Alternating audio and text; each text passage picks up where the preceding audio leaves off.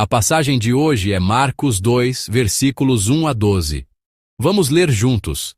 E alguns dias depois, entrou outra vez em Cafarnaum, e soube-se que estava em casa. E logo se ajuntaram tantos, que nem ainda nos lugares junto à porta eles cabiam. E anunciava-lhes a palavra. E vieram ter com ele, conduzindo um paralítico, trazido por 4.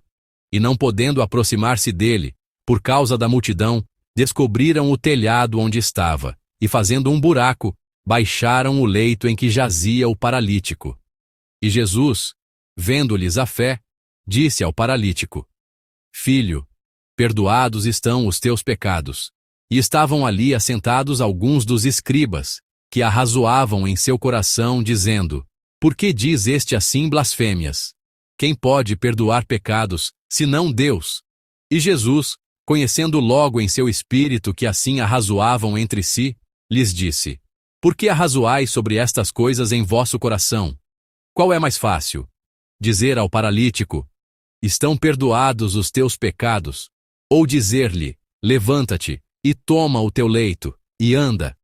Ora, para que saibais que o Filho do Homem tem na terra poder para perdoar pecados, disse ao paralítico: A ti te digo, levanta-te, e toma o teu leito, e vai para a tua casa.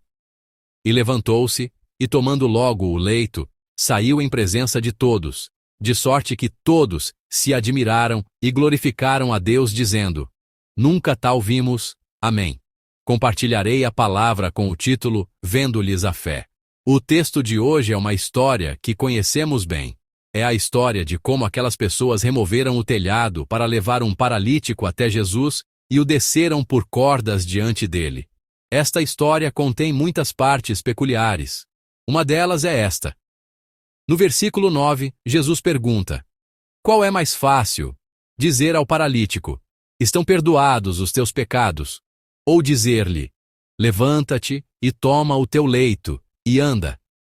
As pessoas têm interpretações diferentes para essa pergunta. Alguns interpretam que dizer: Estão perdoados os teus pecados é mais fácil, enquanto outros pensam o contrário, que dizer: Levanta-te e toma o teu leito, e anda, é mais fácil. E depois disso, a questão se torna ainda mais complexa. Há interpretações complicadas como: Ele disse o que era fácil porque era fácil. Não. Ele disse o que era difícil embora fosse fácil. Ele disse o que era fácil embora fosse difícil. Ele disse o que era difícil porque era difícil. E assim por diante. No entanto, para Jesus, não existe algo como uma palavra mais fácil ou mais difícil. Na verdade, esta palavra é fácil, e esta outra também não é difícil. Partindo dessa premissa, é mais importante refletir sobre por que Jesus disse isso e por que ele se expressou dessa maneira. Veremos isso juntos daqui a pouco. Em outro ponto, no versículo 5, há uma cena em que Jesus, vendo a fé deles, perdoa os pecados do paralítico. Ao ler o texto de hoje, surge a seguinte pergunta: É possível o perdão dos pecados pela fé de outra pessoa? Ou seja, pela fé de terceiros? Embora pareça uma história de cura comum na superfície, ao olharmos mais a fundo, é um texto e uma história que oferecem uma grande variedade de pontos para reflexão e temas para meditação. Primeiro, vamos examinar a parte que mais temos negligenciado no texto de hoje. Se resolvermos essa questão, a maioria das outras questões mencionadas anteriormente poderá ser esclarecida. Vamos ler juntos o versículo 1. E alguns dias depois, entrou outra vez em Cafarnaum, e soube-se que estava em casa. Amém. Jesus está agora percorrendo a região do Mar da Galileia, evangelizando enquanto viaja.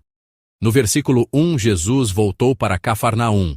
Anteriormente, no capítulo 1, versículo 21, o lugar onde ele expulsou um demônio na sinagoga foi Cafarnaum, e foi lá que Jesus chamou seus discípulos e iniciou seu ministério público. Ele voltou para Cafarnaum, mas a expressão seguinte é muito importante.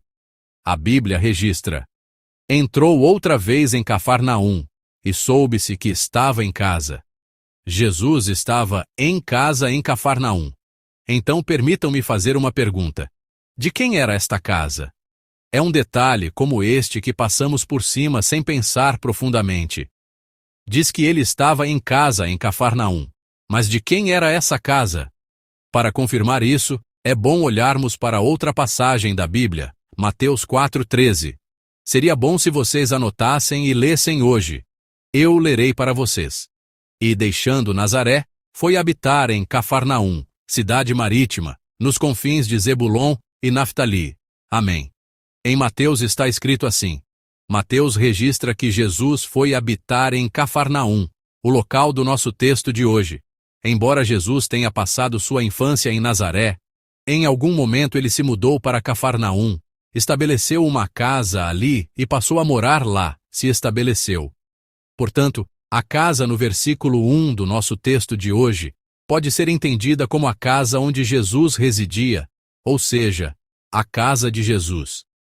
Ele não entrou na casa de outra pessoa para se hospedar, como, por exemplo, na casa de Zaqueu ou na casa de Pedro, pois Jesus frequentemente visitava as casas de outras pessoas e se hospedava. É difícil ver esta casa como a casa de outra pessoa. Ela pode ser entendida como a casa de Jesus. Claro, como Cafarnaum era o lugar onde Pedro morava, existe a possibilidade de que ele estivesse hospedado com Pedro. De qualquer forma, o cenário do texto de hoje é a casa de Jesus, a residência de Jesus. Se for assim, o texto de hoje pode ser visto de uma maneira um pouco diferente. Com essa informação de que foi algo que aconteceu na casa de Jesus, vamos ler juntos os versículos 4 e 5 do nosso texto. E não podendo aproximar-se dele, por causa da multidão, descobriram o telhado onde estava, e fazendo um buraco, baixaram o leito em que jazia o paralítico. E Jesus, vendo-lhes a fé, disse ao paralítico: Filho, perdoados estão os teus pecados. Amém. Como vocês bem sabem, por causa da multidão, o paralítico não conseguia entrar na casa onde Jesus estava. Então, que método as pessoas escolheram? Elas subiram no telhado, removeram parte dele, fizeram uma abertura e desceram o paralítico. Então, o que aconteceu foi que a casa foi danificada. A casa foi quebrada. O versículo 5 registra assim: Vendo-lhes a fé, disse ao paralítico. Ou seja, Jesus viu a fé das pessoas no telhado e depois voltou seu olhar para o paralítico. Como ele estava deitado, provavelmente foi um olhar para baixo, contemplando o paralítico. E ele disse o seguinte: Filho, perdoados estão os teus pecados. O ponto importante aqui é: de que pecado ele está falando? E que pecado ele está dizendo que foi perdoado? As pessoas tendem a pensar naturalmente no pecado que causou a doença. Isso porque os antigos costumavam pensar que as pessoas adoeciam como punição por terem pecado. Mas será que precisamos pensar assim? Que tal pensarmos desta forma? O telhado da casa foi removido. De quem era a casa? A casa de Jesus, a morada de Jesus. Jesus sofreu uma perda. O paralítico e seus amigos causaram um dano a Jesus. Nesse momento, Jesus diz estas palavras: Perdoados estão os teus pecados. Não o pecado que causou a paralisia, mas pensando no pecado de danificar o telhado e causar prejuízo à casa, Jesus provavelmente disse: Perdoados estão os teus pecados, para tornar a atmosfera, aquela situação um tanto embaraçosa, mais leve e bem-humorada. Porque se ele tivesse perdoado o pecado que causou a paralisia, junto com essa palavra, o doente deveria ter se levantado imediatamente.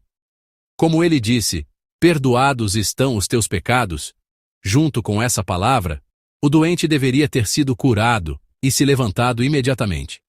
Jesus disse: Perdoados estão os teus pecados. E ao mesmo tempo, a paralisia deveria ter sido curada, e o homem deveria ter se levantado e saído andando. Mas o que aconteceu? Quando ele disse essas palavras, nada aconteceu. Jesus disse à pessoa que arrombou a casa onde ele morava: Está tudo bem, seus pecados estão perdoados, eu te perdoo. No entanto, Esta história, que fluía de forma tão comum e suave, agora encontra um problema. Alguns escribas estavam ouvindo a declaração de perdão de pecados de Jesus. Aquele escriba, em seu coração, desaprovou imensamente as palavras de perdão que Jesus proferiu de forma bem-humorada. Ele estava procurando por falhas em seu íntimo e o acusava dizendo: "Isso é blasfêmia." Pessoas que se sentem incomodadas com tudo são bastante comuns ao nosso redor. Em todos os lugares, existem pessoas que estão sempre tentando encontrar defeitos e que olham para tudo com um olhar cínico. Naquele lugar onde Jesus estava pregando, também havia uma pessoa assim.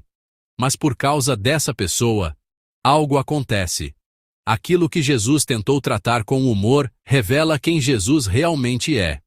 É o texto de amanhã, mas vamos dar uma olhada antecipada. Jesus conhecia o coração daquele escriba. E este evento, ele proclamou, seria um incidente para que soubessem que o Filho do Homem tem na terra poder para perdoar pecados.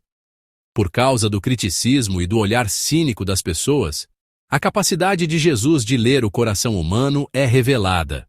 Um tema cristológico, sobre quem Jesus é, se manifesta.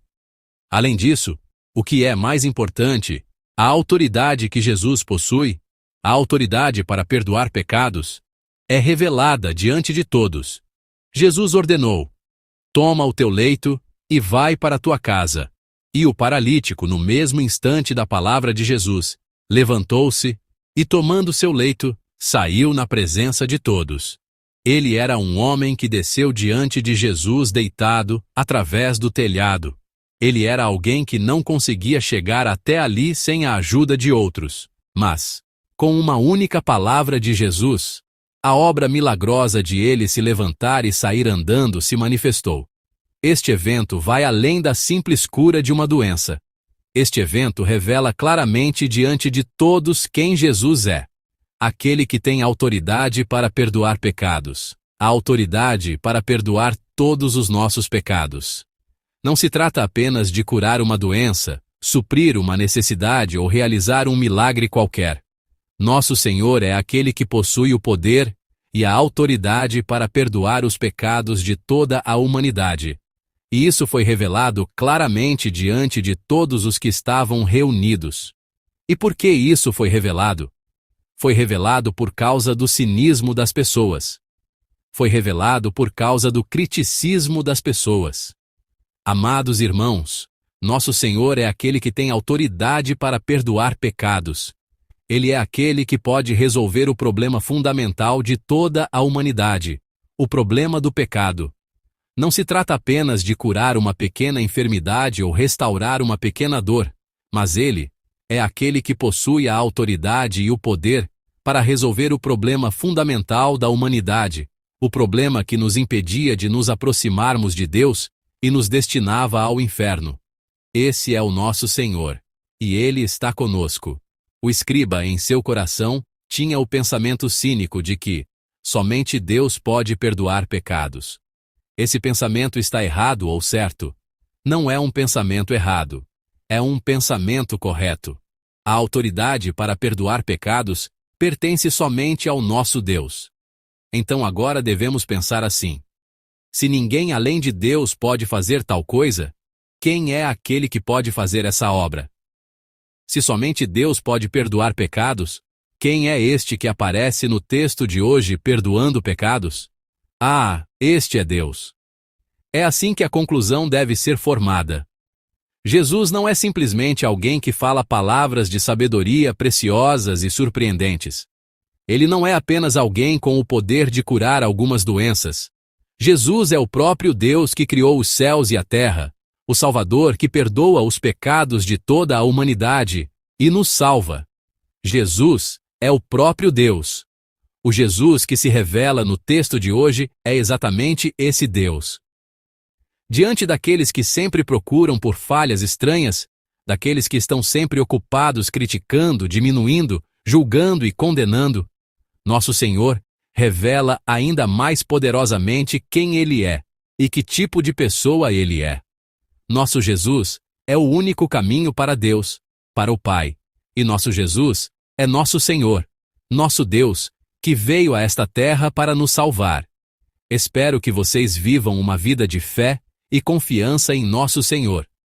Creio que o Senhor perdoará nossos pecados, fortalecerá todas as nossas fraquezas e resolverá todas as nossas dificuldades e problemas. Em nome do Senhor, abençoo a todos os irmãos para que, mesmo que tenham chegado diante do Senhor deitados, possam se revestir do poder do Senhor, levantar-se, andar com vigor e sair, desfrutando dessa bênção. Em nome do Senhor, abençoo para que este dia seja um dia de comunhão e caminhada com o Deus Todo-Poderoso, revestidos da força e do poder do nosso Senhor.